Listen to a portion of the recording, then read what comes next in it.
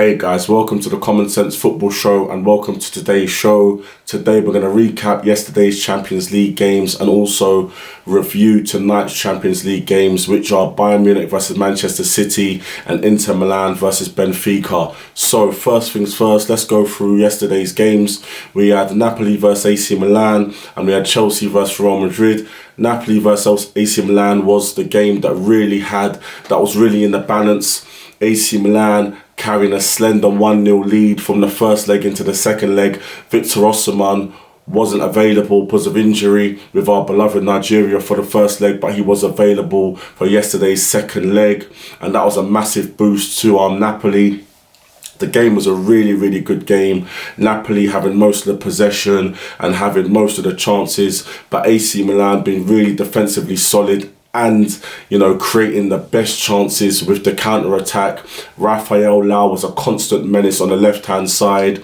Giroud did get a penalty that Rafael Leão earned, but Giroud missed that penalty. Unfortunately, he missed another chance after that, but managed to score on his third opportunity with amazing dribbling from Rafael Leão and basically just Giroud tapping in for a tap-in against the run of play. But Napoli had most of the ball and had most of the chances, even though they weren't clear-cut chances. Coming out for the second half, Napoli started fast. Kvaratskhelia having a chance that he should have buried, that he put over the bar, and he had another chance that he should have buried, that he put over the bar again.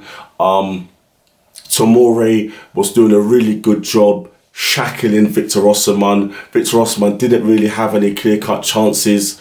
Napoli eventually getting a penalty from a handball, which Kvaratskhelia unfortunately missed with 10 minutes to go. If he puts that penalty away, then Napoli have enough time to maybe get the equalising goal and take the game into extra time. But unfortunately, Kvaratskhelia missed the penalty. Victor Osimhen did score to make it 1-1 on the night, 2-1 on aggregate, but it was too little too late. There was only about 90 seconds left of extra time of the game, and Napoli didn't have enough time to get the second goal that they so much needed. So AC Milan through. Big credit to AC Milan, defensively really solid, and AC Milan, they know how to navigate the Champions League.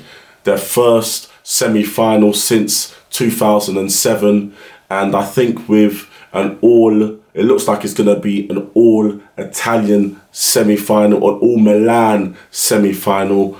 There needs to be more respect put on Italian's football name. It looks like Italian football is going through a little bit of resurgence, even though it doesn't have the money of other leagues, especially the Premier League. Clubs seem to be run in a very smart way, recruiting very smartly. Look at Napoli recruiting Kvaratskhelia, recruiting Osimhen, and also they managed to sell their players for a lot of money, selling the likes of Koulibaly for a massive amount of funds.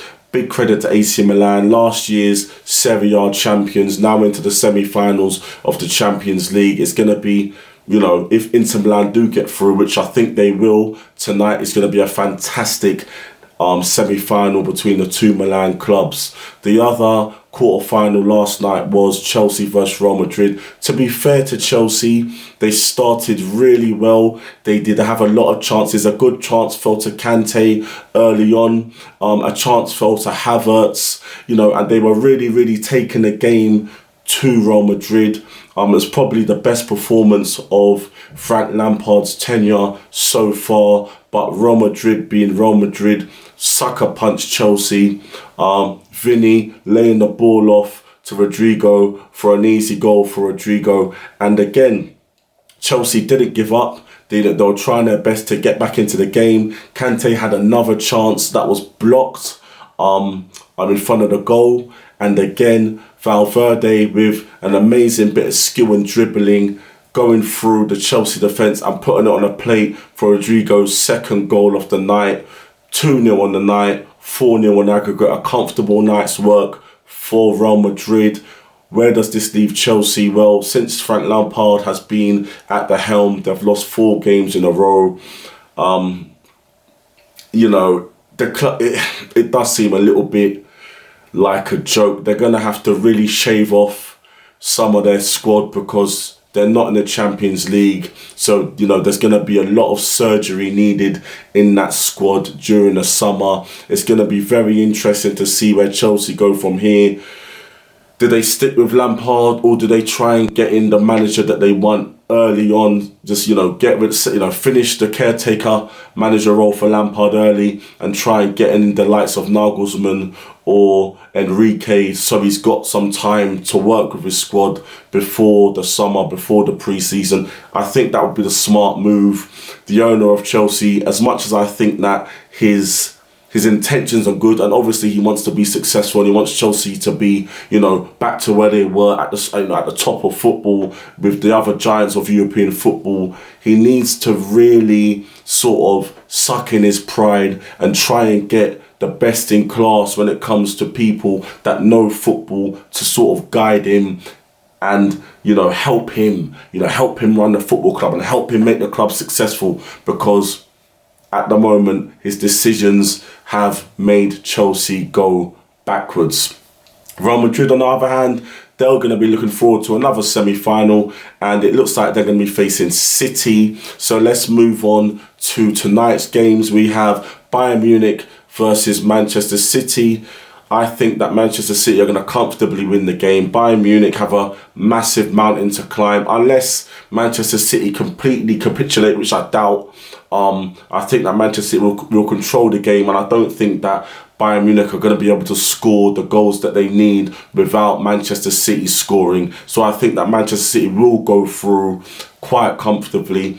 The other game, Inter Milan versus Benfica. Inter Milan with a fantastic away performance in the first leg. They carry a 2-goal lead into the second leg tonight. I think Inter Milan will finish the job. I think that Inzaghi will play a similar team as he played at the first leg last week. Dzeko and Lautaro Martinez up front, bringing Lukaku on as to make an impact, as he always seems to do. I think Inter Milan will go through comfortably at home, and they will face AC Milan for an all-Milan and Italian semi-final. As for what I anticipate the semi-final to be between Manchester City and Real Madrid, I think that Manchester City will be the favourites going into the game. But when I look at Real Madrid's Champions League campaign, they comfortably dispatched Liverpool, they comfortably dispatched Chelsea, and even though, you know, Liverpool haven't been at the peak of their powers like they were last season, and Chelsea, they've declined, Real Madrid, they look pretty comfortable, they look pretty assured. And I know last season their run to the Champions League was a little bit harder with the likes of PSG, with the likes of Chelsea and Manchester City.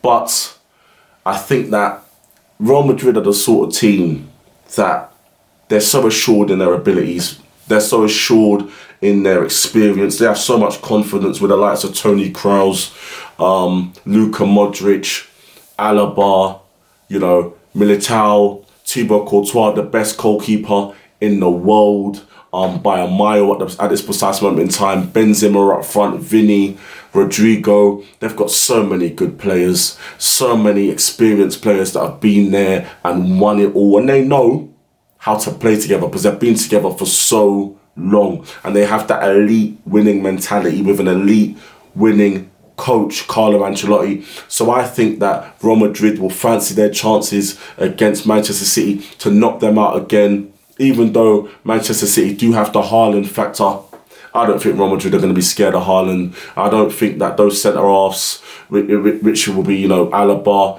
Rudiger, Militao, I don't think they're going to be scared of Haaland. I think that they're going to fancy themselves to be able to have enough quality and experience to beat Manchester City over two legs. And with players like Valverde, Toni Kroos, Luka Modric in midfield, and the attacking talent of Vinicius, Benzema and Rodrigo up front, I wouldn't bet against Real Madrid to beat Manchester City again. Manchester City, on the other hand, will fancy their chances. They look supreme domestically and in the Champions League, dismantling Bayern Munich in the first leg and probably going to do a job on them in the second leg tonight. So they're going to fancy their chances as well.